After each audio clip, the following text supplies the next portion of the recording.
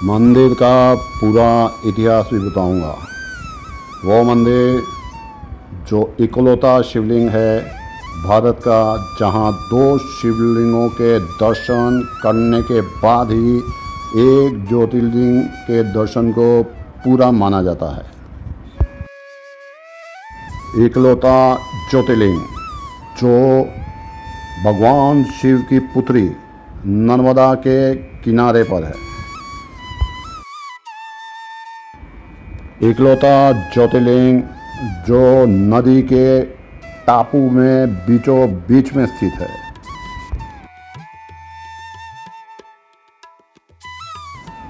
दो ज्योतिर्लिंग जो आप एक ही दिन में कर सकते हैं। सही पहचाना आपने, उज्जैन और ओमकारेश्वर। कैसे, वो आपको मैं आगे बताऊंगा। ओमकारेश्वर मतलब ओम के आकार का ईश्वर, ओमकारेश्वर। जप और तप जहाँ कई राजा महाराजा साधु संतों ने किया है। इकलौता ज्योतिर्लिंग जहाँ महादेव 3 बार ज्योति रूप में प्रकट हुए और अपने परम भक्तों की मनोकामना पूरी की। तो 3 बार कैसे प्रकट हुए आपको पूरा इतिहास बताऊंगा।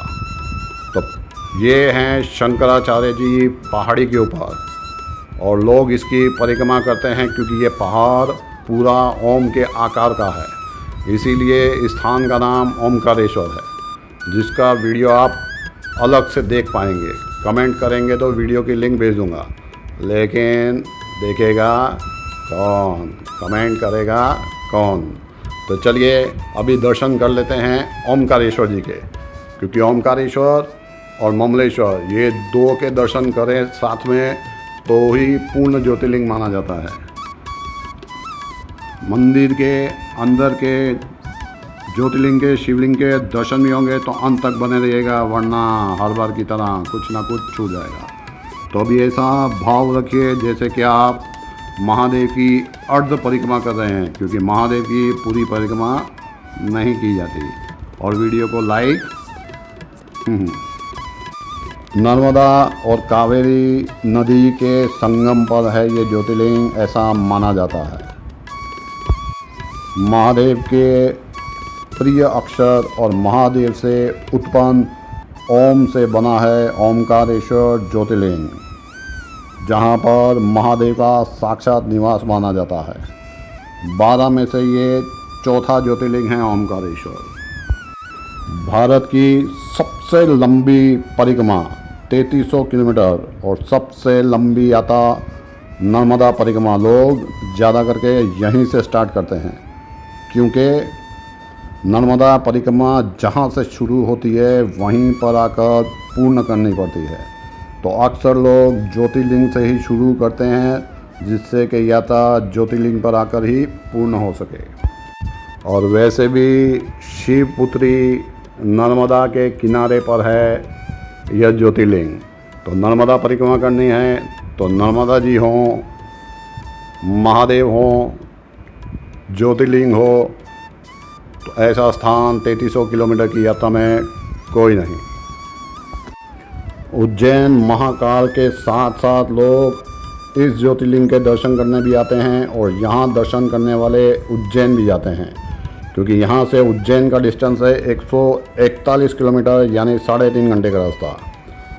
यहाँ पर कोई ट्रेन डायरेक्ट बड़ी नहीं चलती। तो इंदौर से भी आप आ सकते हैं। इंदौर से 78 किलोमीटर यानी 2.5 घंटे का रास्ता है। मैं हर साल सुबह पहले ओमकारेश्वर के दर्शन करता हूँ। सबसे पहले बैग रखता हूँ लॉकर में 30 रुपये में, नर्मदा जी में जाकर स्नान करता हूँ, फिर ममलेश्वर के दर्शन करता हूँ, फिर ओमकारेश्वर के दर्शन करता हूँ। तब तक 12 बज जाते हैं और मंदिर बंद हो जाता है। 12 बजे बस पकड़ता हूँ और सीधा उज्जैन पहुँचता हूँ शाम को 4-5 बजे। 5 बजे के बाद उज्जैन के 5-6 मुख्य दर्शन किए और सुबह ब्रह्म मुहूर्त में लाइन में लग जाता हूँ भस्म आरती महाकाल के लिए। तो चलिए अब सामने की तरफ चलते हैं, क्योंकि ओमकारेश्वर के दर्शन हो गए हैं। अब चलेंगे मुख्य दर्शन ओमकारेश्वर जी के करने। तो पुल पर चलकर भी आप सामने जा सकते हैं और बोट में भी जा सकते हैं। अभी आपने देखा 270 फीट की कैंटिलीवर टेक्निक से बने तारों पर लटकता झूलता पुल क्रॉस करके जाना पड़ता है या फिर बोट जिंदाबाद। उज्जैन ओमकारेश्वर साथ में करना चाहें तो यहाँ आकर रुक सकते हैं, क्योंकि उज्जैन की कंपैरिजन में यहाँ पर रूम सस्ते मिल जाते हैं और फैसिलिटी अच्छी मिल जाती है। ओमकारेश्वर रेलवे स्टेशन है पर छोटा सा है, ज़्यादा कनेक्टिविटी नहीं है, भविष्य में बन जाएगी। तो यहाँ तो आपको टैक्सी से आना पड़ेगा या बस से आना पड़ेगा, और अगर ट्रेन से आना चाहते हैं तो इंदौर या उज्जैन या खंडवा तक की ट्रेन पकड़ के आ सकते हैं। महादेव की कृपा से महादेव की 4 कथा सुनिए, कैसे एक ही ज्योतिर्लिंग में 4 बार प्रकट हुए थे महादेव। विंध्य पर्वत श्रृंखला यानी विंध्याचल माउंटेन रेंज का नाम आपने सुना है, जिसके देव विंध्य महादेव की घोर तपस्या कर रहे थे।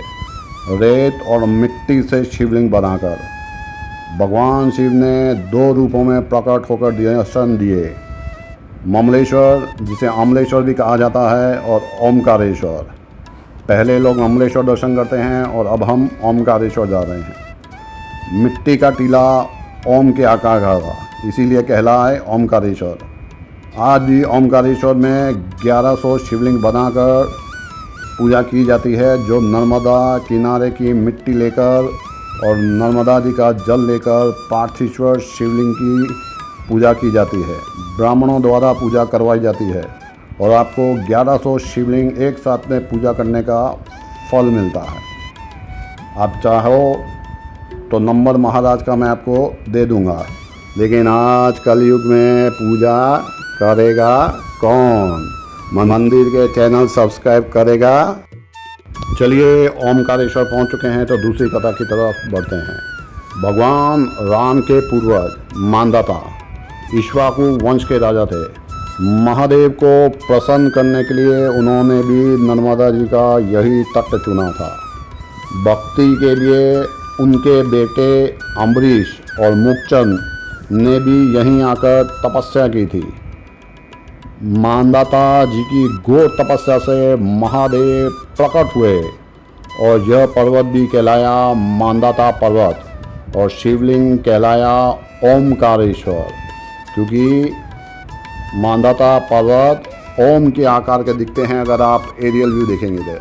चलिए दंडी जी के कान में अपनी मनोकामना मांग लीजिए और कमेंट बॉक्स में क्या लिखना है। अब बढ़ते हैं तीसरी कथा की ओर। एक बार हर बार की तरह देवता और दानवों में भयंकर युद्ध हुआ, जिसमें दानव जीत गए। तो हर बार की तरह देवताओं ने महादेव से शरण मांगी और हर बार की तरह महादेव ने देवताओं को हरा दिया यहाँ पर। और एक बार फिर महादेव ने यहाँ ओमकार ज्योतिर्लिंग के रूप में प्रकट होकर देवताओं को भी दर्शन दिए। हर बार की तरह भक्त भी महादेव और देवताओं से मनोकामना करते हैं, पर हर बार की तरह मंदिर के वीडियो को लाइक और चैनल को सब्सक्राइब। चलिए गर्भगृह के अंदर आ चुके हैं। शिवलिंग के दर्शन अलाउड नहीं है, पर महादेव जिस पर कृपा करेंगे तो फिर दर्शन हो ही जाएंगे। अब बढ़ते हैं चौथी कथा की ओर। भगवान शिव के पसीने से प्रकट हुई थी माँ नर्मदा। कई पवित्र नदियां हैं लेकिन शिव पुत्री कोई नहीं। भगवान शिव के पसीने से प्रकट हुई थी, इसलिए उन्हें शिव पुत्री कहा जाता है, और वह भी महादेव की अनन्य भक्ति आपकी तरह। और वह चाहती थी कि एक ज्योतिर्लिंग उनके किनारे पर भी हो। अब महादेव से मांगा तो इच्छा तो पूरी होनी थी। इस तरह यहाँ भी प्रकट हो गए महादेव माँ नर्मदा जी के सामने।